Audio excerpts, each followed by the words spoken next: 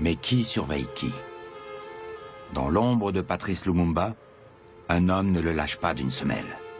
C'est son secrétaire particulier, Joseph Désiré Mobutu.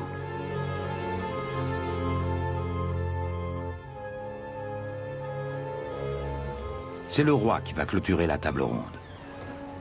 Pendant qu'il prononce son allocution, Lumumba lui fait face. À quoi pense-t-il alors? Réalise-t-il vraiment qu'il est déjà, pour beaucoup de ses adversaires, l'homme à abattre?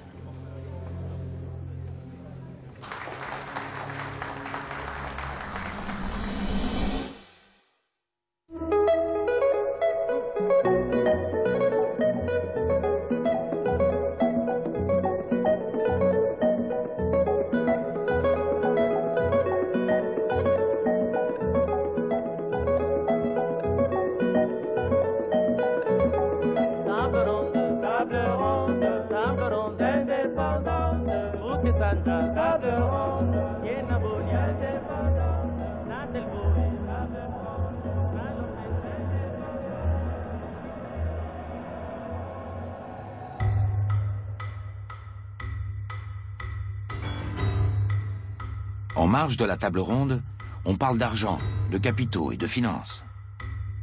Mais le Congo sort de la négociation dépouillé. Le futur État sera, dès le départ, couvert de dettes. Manifestement, au sein des nouvelles élites congolaises, certains ne s'en préoccupent pas trop.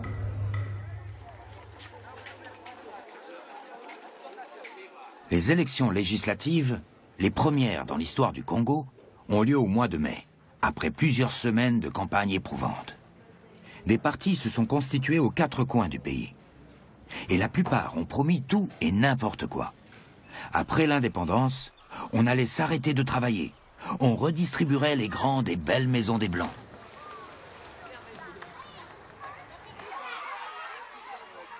Les élections consacrent dans tout le pays la victoire de Lumumba qui devient Premier ministre. Joseph Kasavubu est élu président. Tshombe, lui, reste à l'écart. Comme on dit au Congo, il n'y a pas place pour 2 hommes sur la peau du léopard. Encore moins pour 3.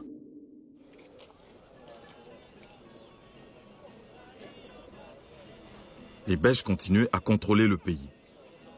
Peut-être pensaient-ils que nous allions nous contenter des honneurs, des villas et des limousines. Et que pour le reste, on continuera à leur faire confiance. Ils se trompaient. Le temps des Bula Matari était bien terminé. «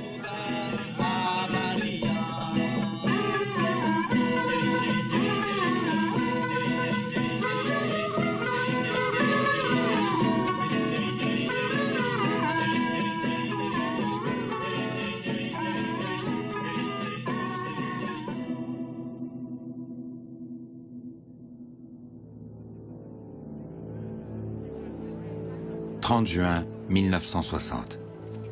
La veille, Patrice Lumumba et Joseph Kasavubu sont venus accueillir le roi à sa descente de l'avion. Poignée de main, sourire, et l'ambiance est tendue. J'avais lu le discours que le roi s'apprêtait à prononcer. Il nous parlait comme à des enfants à qui on va faire un cadeau, en espérant qu'ils sauront s'en montrer dignes. C'était d'une incroyable arrogance. Certains de mes amis me disaient qu'il fallait que je réagisse. D'autres me conseillaient plutôt de me taire. Il n'était pas prévu que je prenne la parole. Je ne savais pas quelle attitude adopter.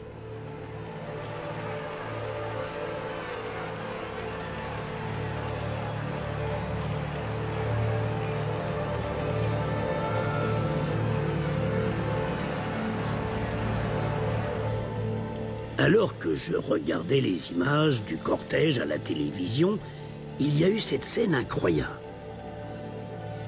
Un noir, sorti de la foule, est passé derrière la voiture du roi et il s'est emparé de son sabre. C'était comme un jeu, mais moi, j'y ai vu un très mauvais présage.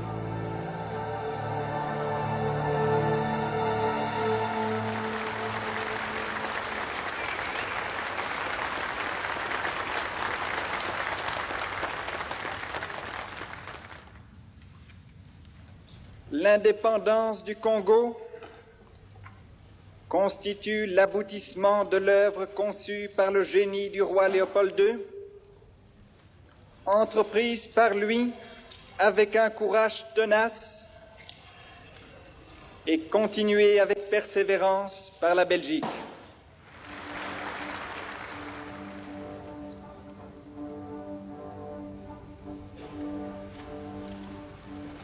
Combattants de l'indépendance, aujourd'hui victorieux, je vous salue au nom du gouvernement congolais. Nous avons connu les ironies, les insultes, les coups que nous devions subir matin, midi et soir, parce que nous étions des nègres.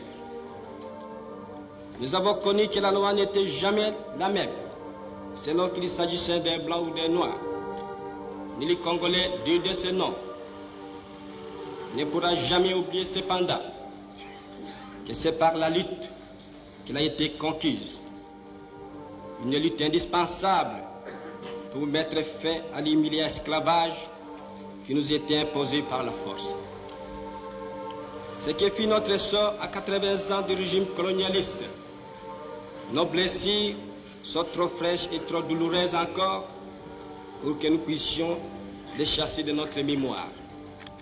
Vive les Congos indépendants et souverains.